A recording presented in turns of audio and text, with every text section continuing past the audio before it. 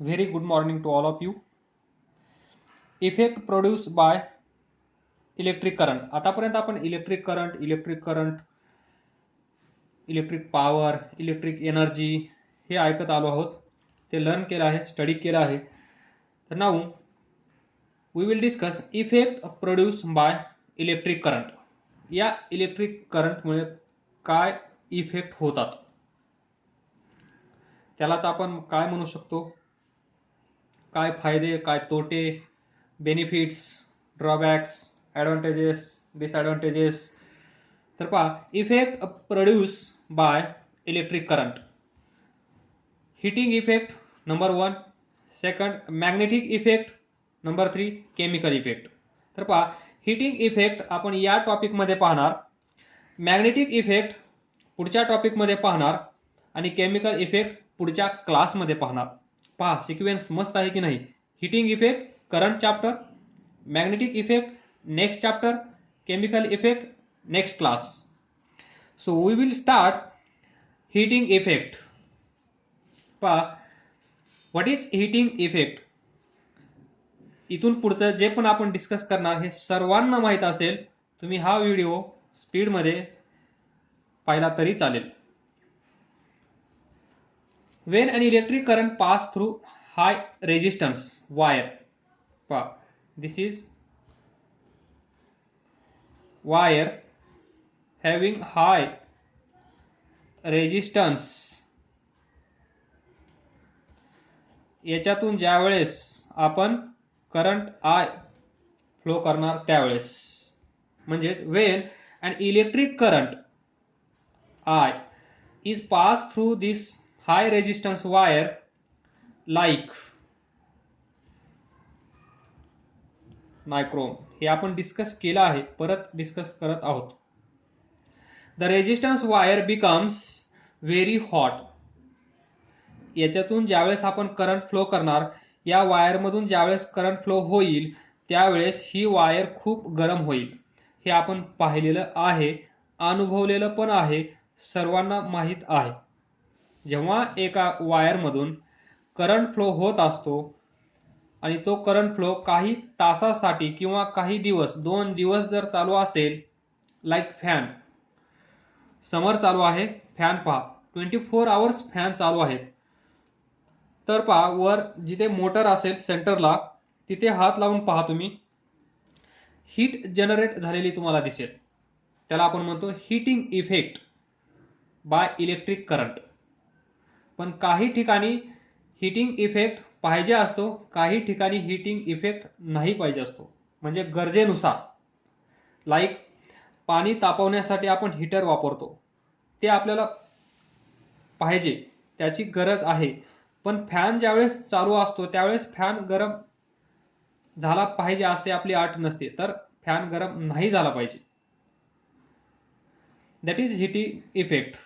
कुठे पाहिजे असतो, कुठे नाही पाहिजे असतो. तर पहा, हा कंडक्टर आहे, ही वायर आहे, त्याचा रेजिस्टन्स हाय आहे. या वायरमधून करंट फ्लो होत आहे. ज्यावेळेस या वायरमधून करंट फ्लो होत आहे त्यावेळेस काय काय घडत आहे. When an electric current pass through a high resistance wire like nichrome, the resistance wire becomes very hot.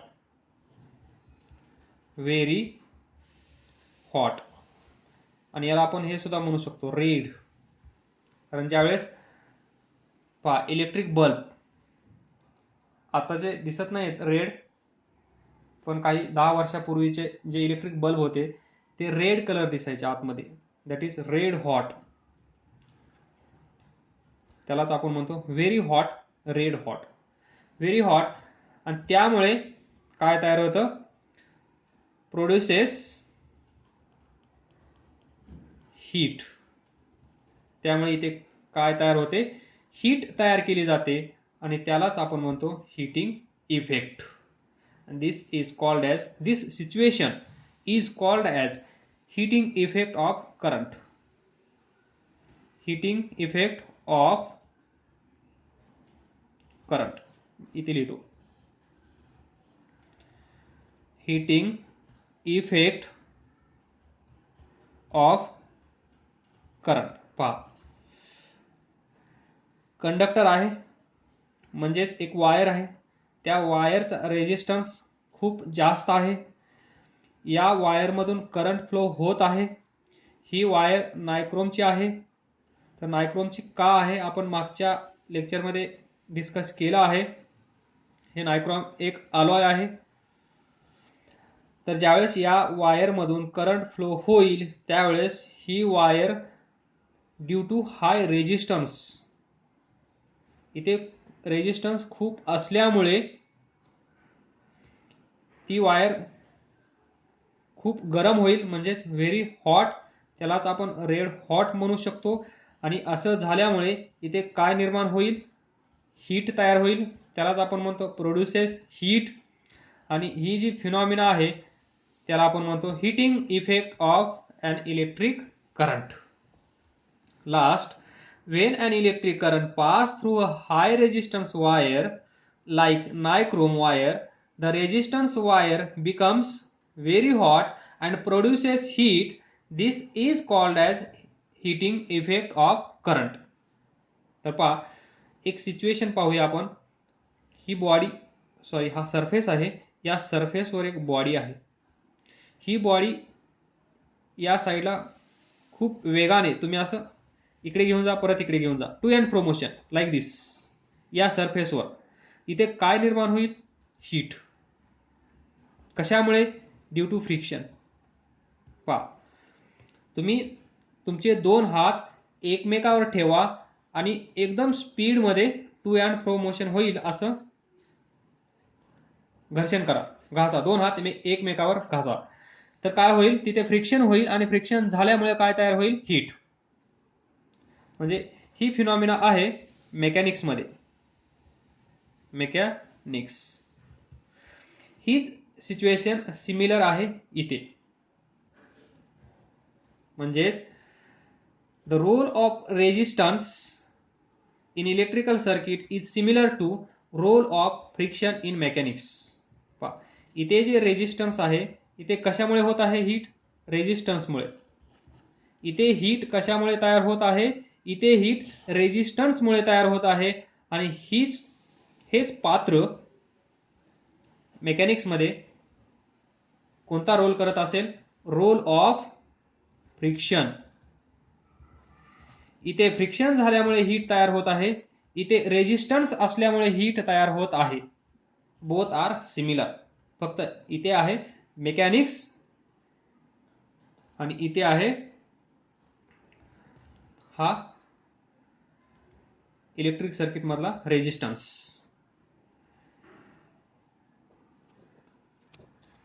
Next we will continue. This is conductor. पहा, इथे हाय रेजिस्टन्स असल्यामुळे करंट फ्लो होण्यासाठी इथे काहीतरी वर्क डन करावं लागत असेल. That is, since conductor, say a resistance wire, this offers a resistance to flow of current. High resistance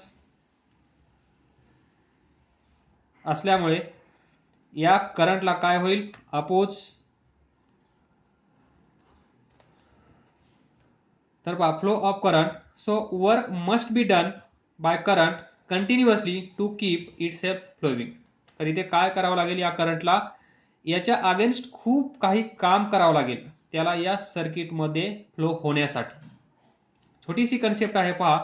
या कन्सेप्टवर आधारित आपण एक छोटंसं डेरिव्हेशन घेणार आहोत. ही वायर आहे, या वायरचा रेजिस्टन्स खूप जास्त आहे. या वायरचा रेजिस्टन्स खूप जास्त असल्यामुळे इथून जाणारा करंट या करंटला खूप अपोज केला जाईल आणि या करंटला इथून फ्लो होण्यासाठी जेवढा अपोज होईल त्याच्यापेक्षा जास्त काम करावं लागेल इथे फ्लो होण्यासाठी. म्हणजेच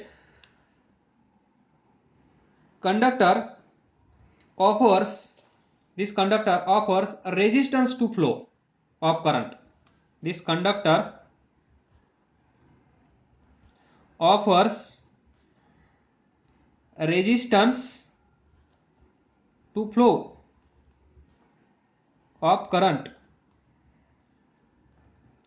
आणि त्याच्या अगेन्स्ट काय करावं लागत असेल, work must be done by current. त्यापुढे काय असेल, work done must be there by electric current to flow in circuit. या सर्किटमध्ये त्याला फ्लो होण्यासाठी काही ना काही काम करावं लागत असेल आणि हे काम आपल्याला माहित आहे. याच कन्सेप्टवर आपण काय करणार आहोत हे समजलं. कंडक्टरचा रेजिस्टन्स खूप जास्त असल्यामुळे या करंटला अपोज केला जाईल. हा करंट इकडे जाणार नाही, पण या करंटला इकडे जाणं गरजेचं आहे.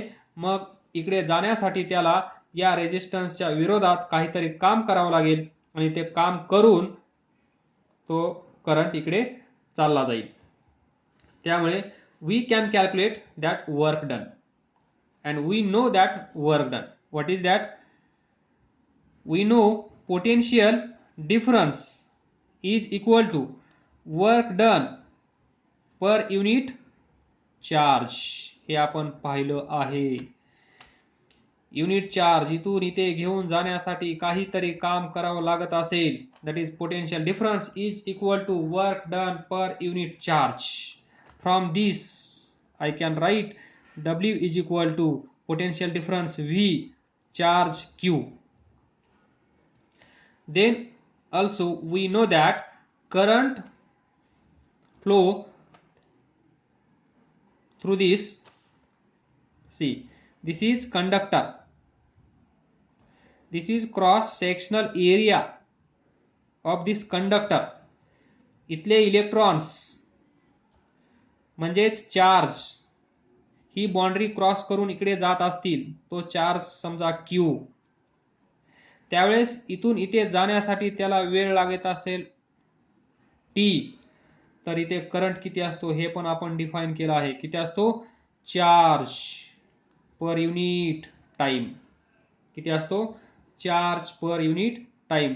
From this we can write here I is equal to Q by T.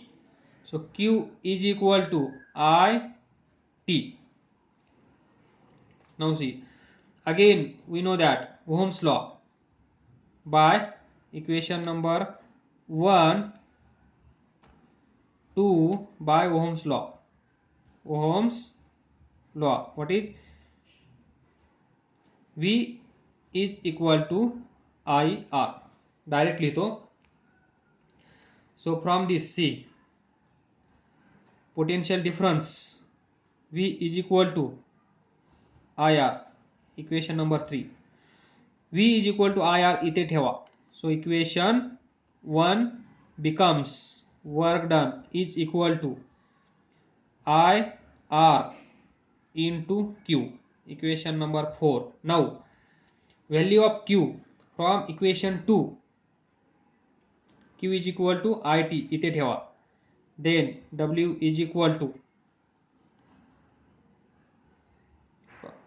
IR, Q काय आहे? IT काय येईल पहा, I square RT, work done. So we get work done by that electric current to keep itself flowing in the circuit is given by I square RT. Now we get work done by current. See here, हा point लक्षात ठेवा. All the electric work done or all electric energy consumed, इथे जी electric energy हे काम करत असताना use केली गेली असेल, काहीतरी एनर्जी यूज केली गेली असेल, तेव्हाच काहीतरी वर्क डन घडून येईल. दॅट एनर्जी म्हणजेच all electrical work done, all electrical, हे महत्वाचं आहे, इलेक्ट्रिकल वर्क डन, त्यालाच आपण काय म्हणू शकतो? All electrical energy consume.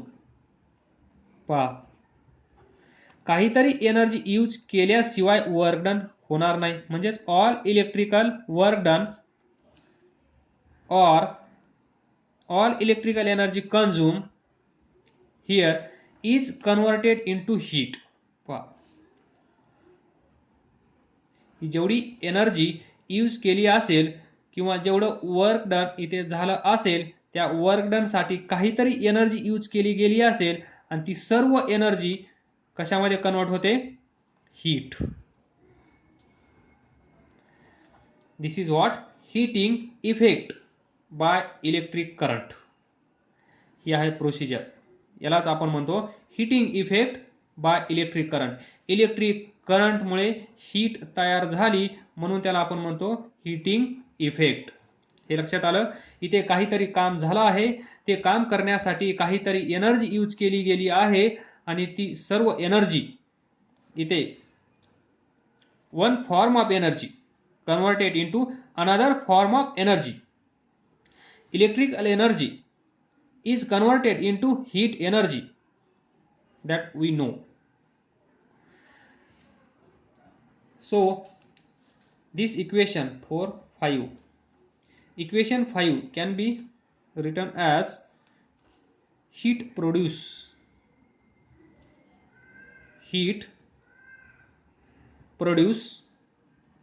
given by H is equal to I square RT. आणि हे तुम्हाला पाठ करायचं आहे. डेरिव्हेशन, फॉर्म्युला, सर्व काही. कन्सेप्ट समजून घ्या. कन्सेप्ट समजल्यानंतर तुम्हाला डेरिव्हेशन जास्त पाठ करायची गरज पडणार नाही.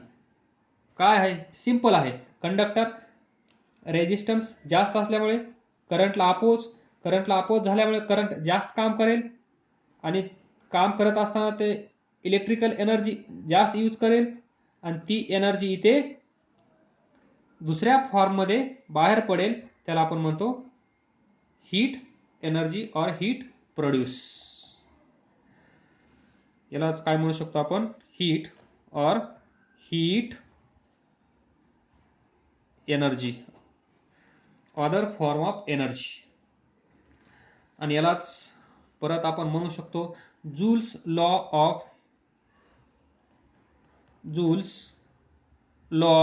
Of heating. लक्षात ठेवा. हीट प्रोड्यूस म्हणल्यानंतर तुम्हाला डायरेक्ट आठवेल, पण जूल्स लॉ ऑफ हीटिंग म्हणल्यानंतर हेच. देन फ्रॉम दिस आपण काही conclusions. Conclusion number 1, we know heat produce is I square RT. Now see here, heat produce in wire. This wire, या वायर मध्ये heat produce झाली आहे. heat produce झाली आहे. कशामुळे झाली आहे हे डिस्कस करण्याची आता गरज नाहीये. तुम्ही खूप हुशार आहात. The heat produced in wire is directly proportional to number 1. काय असेल? याला पण डायरेक्टली प्रोपोर्शनल टू, याला पण डायरेक्टली प्रोपोर्शनल टू, याला पण डायरेक्टली प्रोपोर्शनल टू. तर पहा, H directly proportional to I square. Number 2, H directly proportional to resistance. 3, H directly proportional to time. तर पहा, हे लॉज आहेत वेगवेगळे. हे तुम्हाला व्यवस्थित समजून घ्यायचे आहेत, समजून घेऊन पाठ करायचे आहेत आणि व्यवस्थित त्याचं प्रॉब्लेम मध्ये यूज करायचा आहे. तर पहा, पहिला काय आहे? हीट एनर्जी और heat produce is directly proportional to square of current. तर इथे काय होईल? करंट जर डबल केला तर हीट प्रोड्यूस काय होईल? 4 टाइम्स इन्क्रीज होईल. करंट जर नंबर 1, नंबर 2, करंट जर हाफ केला I2 I1, करंट जर हाफ केला तर काय होईल माहिती आहे. इथे ठेवा, स्क्वेअर करा, 1/4 एवढा होईल. Then next law, see heat produced in wire is directly proportional to resistance. Heat produced in wire is directly proportional to resistance. म्हणजे रेजिस्टन्स डबल केला तर हीट प्रोड्यूस डबल, रेजिस्टन्स जर हाफ केला तर हीट प्रोड्यूस हाफ. सिंपल आहे. Third, time. Feel पहा, feel. Current, त्या कंडक्टरमधून current वाढवला तर वायर गरम होते, हे तुम्हाला माहित आहे, म्हणजे हीट प्रोड्यूस होणार. पहा, रेजिस्टन्स जर त्या वायरचा जास्त असेल तर अपोज जास्त केला जाणार. अपोज जास्त केला जाणार म्हणजेच एनर्जी जास्त यूज केली जाणार. एनर्जी जास्त यूज केली गेली याचाच अर्थ हीट प्रोड्यूस जास्त केली जाणार. फील. इथे पहा, टाइम. पहा, 2 तास. फील पहा, 2 तास फॅन चालू ठेवा, गरम होणार नाही. पण तोच फॅन 2 दिवस चालू ठेवा, फॅन नक्कीच गरम होईल. म्हणजेच टाइम जास्त असेल. करंट फ्लोइंग थ्रू दिस वायर कंडक्टर, तो टाइम जर वाढवला तर काय होईल? हीट प्रोड्यूस पण वाढेल. दॅट इज, टाइम डबल केला तरी पण हीट डबल होईल. टाइम हाफ केला तर हीट हाफ होईल. These are 3 main conclusions from this Joule's law of heating. Joule's law of heating. आणि ते तुम्हाला एक गोष्ट लक्षात ठेवायची आहे, ती गोष्ट खूप छान आहे. तर पहा, ते सुरुवातीला मी थोडंसं डिस्कस केलं होतं, इथे थोडं आपण एक्झाम्पल घेऊन डिस्कस करूया. All appliances. पहा, all appliances which run on electricity do not convert all electric energy into heat energy. पहा, काय सांगितलं? जेवढे इलेक्ट्रिकल अप्लायन्स असतील त्यापैकी सर्वजणच इलेक्ट्रिक करंट यूज करणार आहेत. पण आपण इथे काय बोलत आहोत? Heating effect by current. Current flow झाल्यामुळे तिथे हीट तयार होत आहे असं आपण सांगत आहोत. पण जरुरी नाहीये की प्रत्येक वेळेस हीट तयार झाली पाहिजे. हा महत्वाचा पॉइंट आहे. जी गोष्ट मी सांगणार आहे ती ही आहे, जरुरी नाहीये की प्रत्येक वेळेस हीट तयार झाली पाहिजे. ज्या ज्या वेळेस या कंडक्टरमधून करंट फ्लो होईल त्या वेळेस त्या कंडक्टरमध्ये हीट तयार होईल. पण जरुरी नाहीये की तिथे हीट तयार झालीच पाहिजे. काही कारणामुळे नॉर्मल हीट तयार होत असेल, ती ॲटमॉस्फिअर मध्ये चालली जाईल, ती वायर अगेन थंड होईल. पण काही ठिकाणी आपल्याला ती हीट पाहिजे असते, त्यामुळे आपण याचा यूज करू शकतो टू हॅव हीटिंग इफेक्ट. तर पहा, काय सांगत आहे? All appliances, all electrical appliances that we have at our home which run on electricity, जे इलेक्ट्रिसिटी शिवाय चालू शकत नाहीत, ते electrical appliances do not convert all electric energy into heat energy.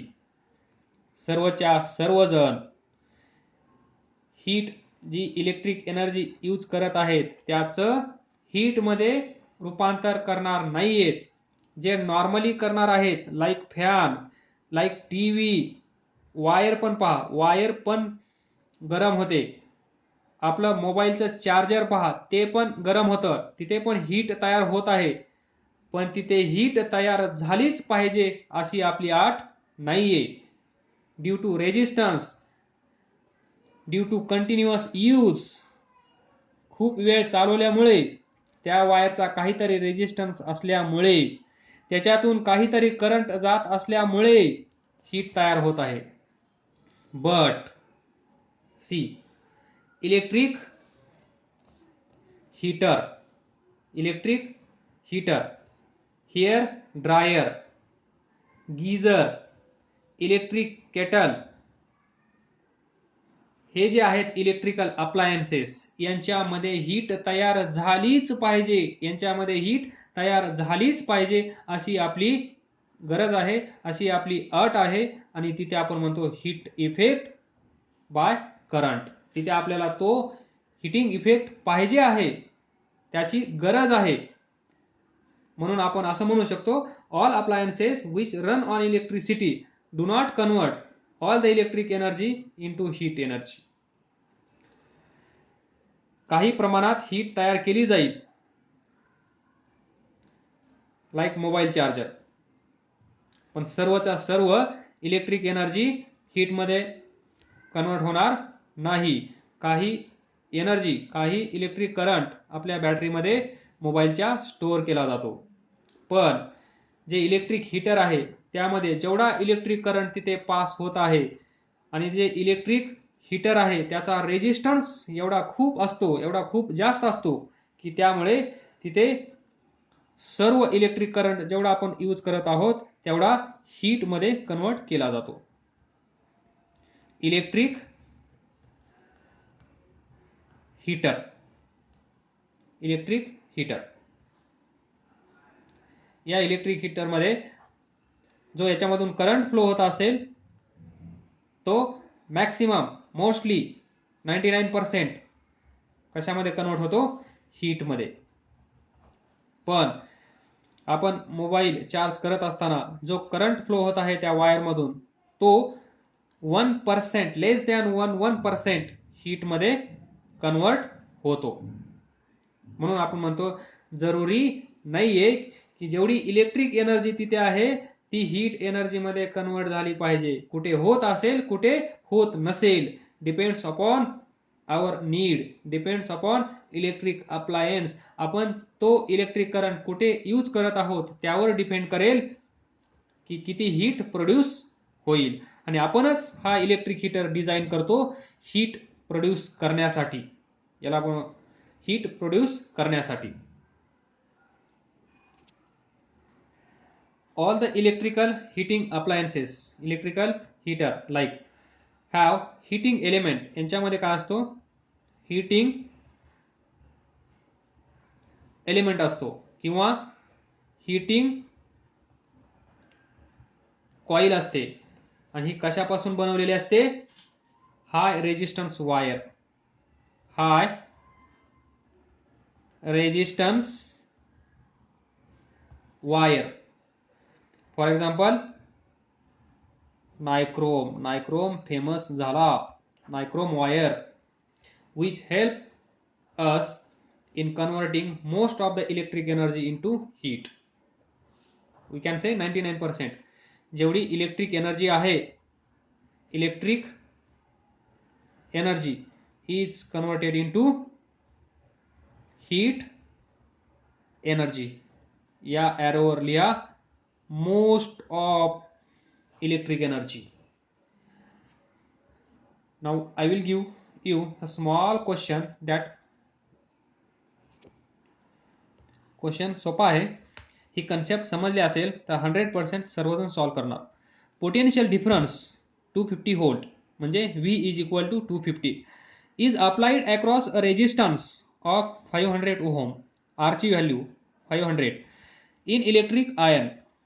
Calculate current. Voltage माहित आहे, रेजिस्टन्स माहित आहे, तर तुम्ही ओहम्स लॉचा यूज करून करंट फाइंड करू शकता. Next, heat energy produce in joules in 10 second. We forgot. जी हीट एनर्जी तयार होईल त्याचं युनिट काय असेल, जूल. तिथे इन जूल्स पहा, इन 10 सेकंद. तर टाइम दिला आहे, एच ची व्हॅल्यू फाइंड करायची आहे. पहिल्या कंडिशन मधून तुम्हाला करंट भेटेल, रेजिस्टन्स माहित आहे म्हणजे I स्क्वेअर इथून भेटेल, R इथे आहे, T इथे आहे. सिंपल क्वेश्चन आहे, सॉल्व करू शकता. Now we will discuss unit. Please note here, we know that basically unit of work done is joule. So heat produced here is also in joule.